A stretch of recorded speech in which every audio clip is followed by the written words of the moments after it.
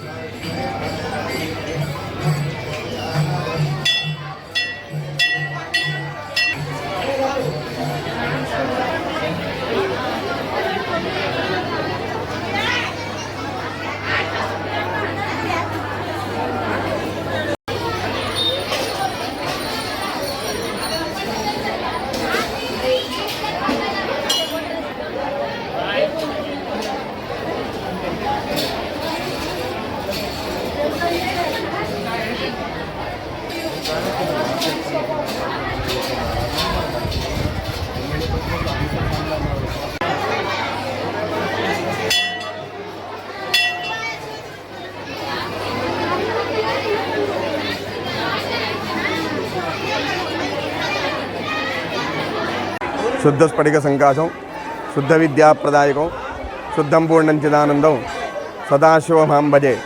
स्वस्ति श्री क्रोधिनाम संवत्सर శ్రావణ మాసాన్ని పురస్కరించుకొని ఈరోజు 4వ సోమవారము, విశేషంగా గోకులాష్టమి, శ్రీకృష్ణుడు జన్మించినటువంటి ఈరోజు సోమవారం కూడా రావడం విశేషం.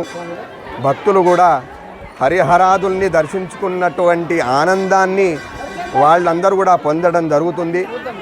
గత 3 వారాల కంటే ఈ వారము 4వ వారం విశేషంగా జనావళి మన ఆంధ్ర, తెలంగాణ, మహారాష్ట్ర, కర్ణాటక ప్రాంతాల నుంచి వచ్చి పాదయాత్రగా స్వామివారిని దర్శించుకోవడం జరిగింది. అలాగే ఈ శ్రావణ మాసంలో 5వ సోమవారం కూడా విశేషమైనటువంటిదే. 5వ సోమవారము సోమవతి అమావాస్యను పురస్కరించుకొని 5వ సోమవారం అమావాస్య మరియు సోమవారం 2 రావడం జరిగింది. విశేషంగా భక్తులందరూ కూడా అమావాస్య పర్వదినాన స్వామివారి సన్నిధానంలో ఒక దీపాన్ని వెలిగించుకోవడం, అలాగే స్వామివారికి అభిషేకము మరియు అన్నదాన కార్యక్రమంలో పాల్గొంటే అష్టైశ్వర్యాలు కలుగుతాయని ధర్మశాస్త్రం చెప్పింది.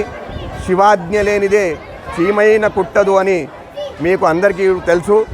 ఐశ్వర్యం ఈశ్వరాదిచ్చేదని సంస్కృత పదంలో ధర్మశాస్త్రంలో ఉన్నది.